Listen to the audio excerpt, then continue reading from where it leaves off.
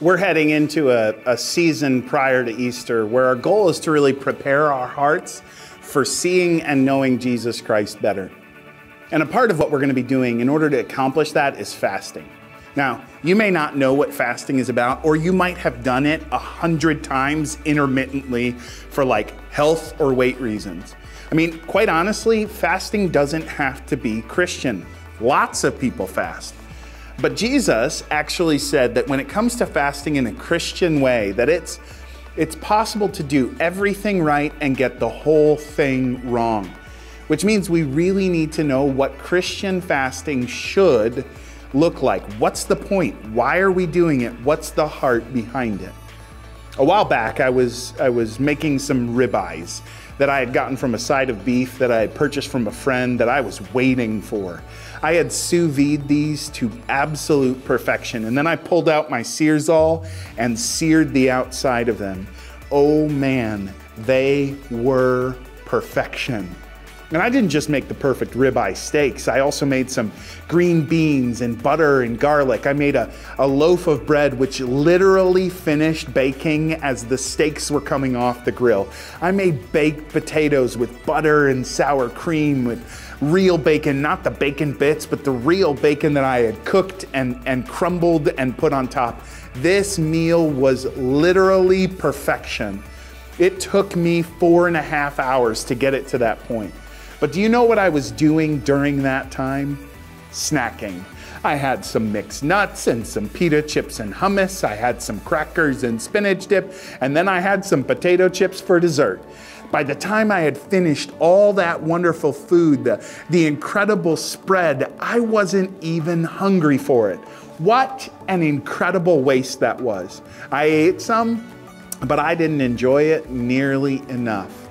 If instead I would have just closed the door to the pantry so that I couldn't get to the snacks, if I would have just held off until dinner was ready, oh man, the feast I would have enjoyed. In a way, that's what fasting is about. It's recognizing that our greatest need, even more than food or anything else, is Jesus Christ. In Psalm 81, God is trying to get the people of Israel to really see that they need Him, but they keep turning every way but to Him. He says, if you would just turn to me, I would fix this stuff for you. I would satisfy you with wild honey and the finest wheat, he says. And then in verse 10, he says, for it is I, the Lord your God, who rescued you from the land of Egypt. Open up your mouth wide, and I will fill it with good things.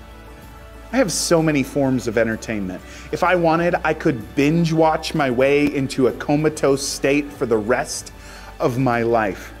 But just like those snacks, when I nibble at the pleasures of this world, I notice that I do not hunger for our God.